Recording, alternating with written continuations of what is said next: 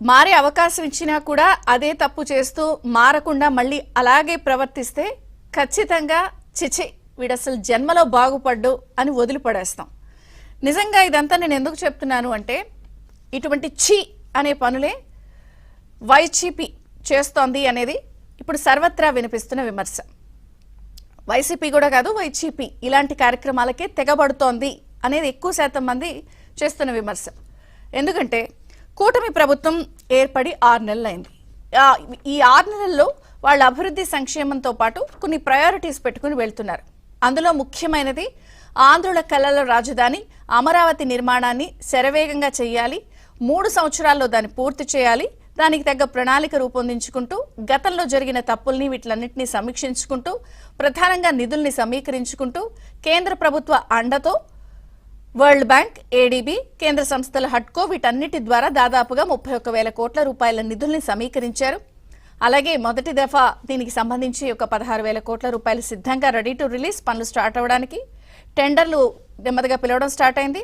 సంక్రాంతి తర్వాత పనులు వేగంగా ప్రారంభించి 3 సంవత్సరాల టైం బౌండ్లో వాళ్ళు అనుకున్న లక్ష్యాన్ని పూర్తి చేసి ఎలక్షన్స్కి వెళ్ళాలి అన్న దిశగా కూటమి ప్రభుత్వం అడుగులేస్తోంది. దీనికి సంబంధించి రైతులకి ప్లాట్లు ఇవ్వడంలో విషయంలో కానీ లేకపోతే సిఆర్డీఏ మాస్టర్ ప్లాన్కి అనుగుణంగా కానీ అంతా కూడా చెక్క.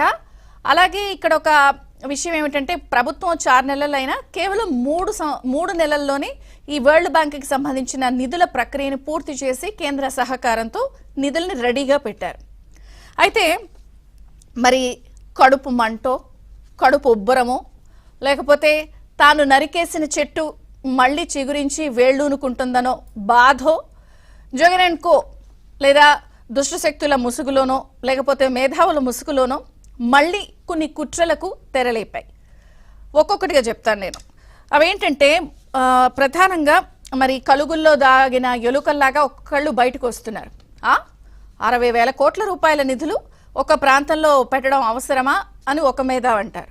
ఇంకొక మేధావి వచ్చేసి ఇదంతా కూడా ఈ మేధావులు చెప్తూవన్నీ కూడా ప్రధానంగా గత ముఖ్యమంత్రి జగన్మోహన్ రెడ్డి గారికి సంబంధించిన మీడియా సంస్థలు వారి పత్రికల్లో కూర్చుంటున్నారు, లేకపోతే అక్కడ ప్రచురితం అవుతున్నాయి వాళ్ళ ఇంటర్వ్యూస్ అన్ని. నెమ్మదిగా అసలు అన్ని వేల కోట్ల రూపాయల నిధులు అవసరమా, లేకపోతే ఇదంతా ఇది ఇప్పుడు ఒక ప్రాంతానికి ఇంత పెట్టుబడులు అవసరమా అంటూ చెప్తున్నారు. ఇదే కాకుండా గుర్తు తెలియని వ్యక్తుల నుంచి తాజాగా ఈ నెల 18వ తేదీన ప్రపంచ బ్యాంక్ ఇన్స్పెక్షన్ ప్యానెల్కి కూడా ఒక కంప్లైంట్ వెళ్ళింది. ఏమని?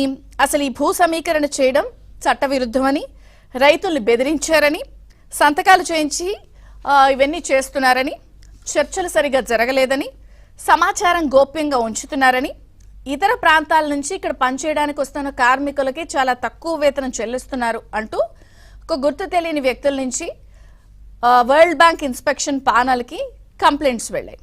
సో మేధావుల ముసుగులో ఈ నిధులు అవసరమా, ఇన్ని పెట్టుబడులు అవసరమా, ఇంత డబ్బు అవసరమా, ఒక ప్రాంతంలోనే ఎందుకు కుమ్మరిస్తున్నారు, అసలే ఆంధ్రప్రదేశ్లో ప్రాంతీయ అసమానతలు ఉన్నాయి. ప్రాంతీయ అసమానతలుంటే నిజంగా గత ముఖ్యమంత్రి గారు 3 రాజధానులు అన్నప్పుడు లేదా ఈసారి కోటను ఓడిపోవాలి, లేదా 3 రాజధానులు అన్నప్పుడు అఖండంగా వాళ్ళకి రావాలి.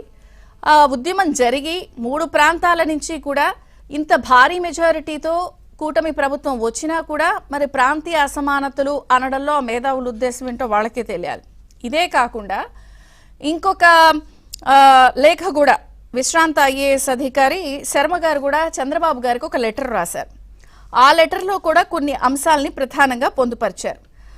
అది కూడా ఆయన కూడా అంతే, ఇన్ని కోట్ల రూపాయలు నిధులు అవసరమా, ఇంత ఒక ప్రాంతంలోనే పెట్టడం సమంజసమా, ఈ ఖర్చు వలన వెనుకబడిన ఉత్తరాంధ్ర, రాయలసీమ ప్రాంతాలకు అన్యాయం జరిగే అవకాశం ఉంది. అసలు వికేంద్రీకరణ వివిధ ప్రాంతాలని రకరకాల ఆ ప్రాంతాలకు ఉన్నటువంటి బలంతో ఫార్మా హబ్ అని, లేకపోతే ఎలక్ట్రానిక్స్ హబ్ అని, జ్యువెలరీ హబ్ అని, ఐటీ సెక్టర్, డ్రోన్ క్యాపిటల్, ఇలా ఆర్టిఫిషియల్ ఇంటెలిజెన్స్ సిటీ, రకరకాల థీమ్స్తో ప్రభుత్వం ఇప్పటికే అడుగులు వేస్తోంది. కానీ వారనేది ఉత్తరాంధ్ర లేకపోతే రాయలసీమ ఈ ఖర్చు వల్ల వెనకబడిపోతాయంట.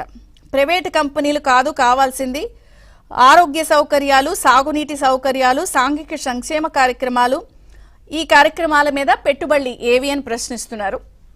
సరే, వారు అడిగింది కూడా ఒక పాయింట్ వ్యాలిడ్ కాబట్టి మరి ప్రభుత్వం ఎలా అడ్రస్ చేస్తుంది చూద్దాం. ఇదే కాకుండా మీరు గమనిస్తే పక్క రాష్ట్రం నుంచి కూడా ఈ మధ్య కాలంలో అమరావతిపై